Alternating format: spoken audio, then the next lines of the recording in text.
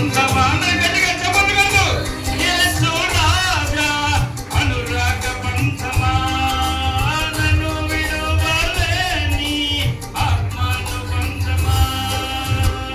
స్తుతి కీర్తనీయుడా ఘనమైన నీ ప్రేమ నా హృదయ వీణపై శృతి చేసి పాడనా